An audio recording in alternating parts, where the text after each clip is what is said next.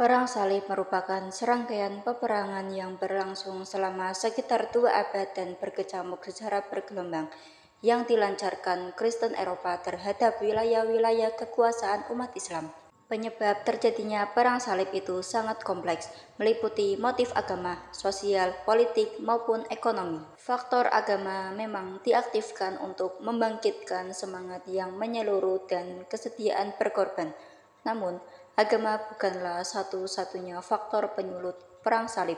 Faktor pemicu Perang Salib misalnya terlihat pada abad ke-10 dan ke-11 Masehi, tepatnya ketika terjadi perpecahan politik yang menimpa dinasti Abbasiyah yang hebat di Baghdad.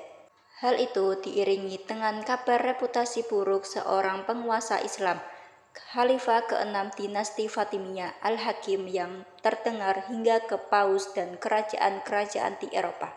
Misalnya penyiksaan terhadap umat Kristen yang tinggal di wilayah dinasti yang membentang hingga Syria dan Palestina, dan penghancuran gereja makam suci di Yerusalem pada tahun 1009 sampai 1010 Masehi.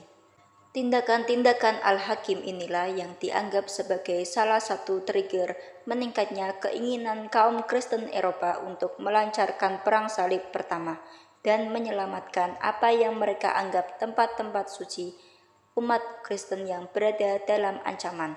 Sentimen agama pemicu hadirnya para tentara salib pertama kali dikobarkan oleh Paus Urbanus II melalui khotbahnya pada tanggal 17 November 1095 di Council of Clermont yang dihadiri oleh orang-orang gereja dan raja-raja Eropa.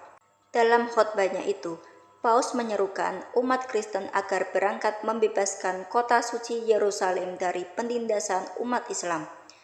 Paus menjanjikan penebusan dosa bagi mereka yang gugur dalam perang suci tersebut, atau bagi mereka yang berhasil menguasai kota suci Yerusalem. Selain faktor agama, Perang Salib juga dipicu oleh faktor politik. Sebagai figur krusial yang pemimpin semua aliran Kristen, baik di barat maupun di timur, Paus berambisi untuk menyatukan semua gereja. Pada waktu itu, gereja terpecah menjadi gereja barat dan gereja timur.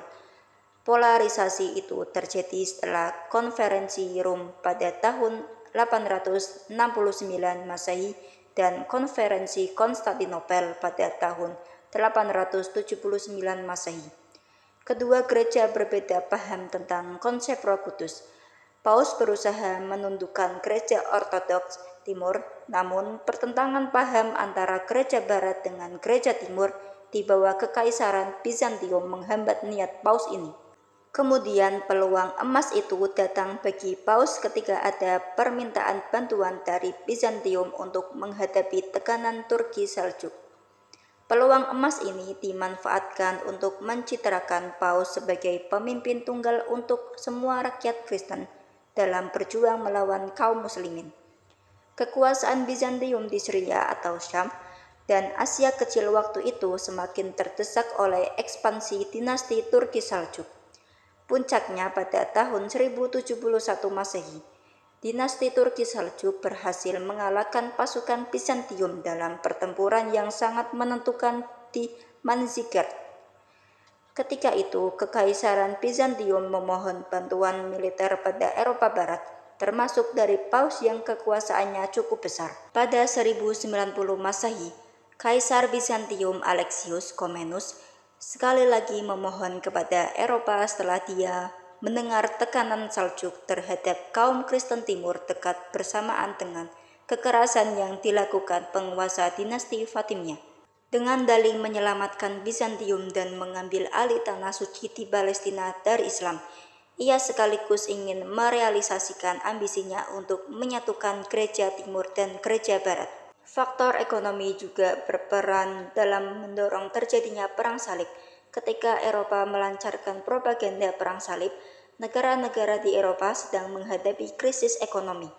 Bukti-bukti kemunduran ekonomi pada masa itu antara lain peredaran mata uang emas, menurunnya kegiatan para saudagar secara dramatis, terhentinya peredaran komoditas dari timur seperti rempah-rempah dan sutra, peredaran mata uang dikurangi sampai tingkat yang paling minimum.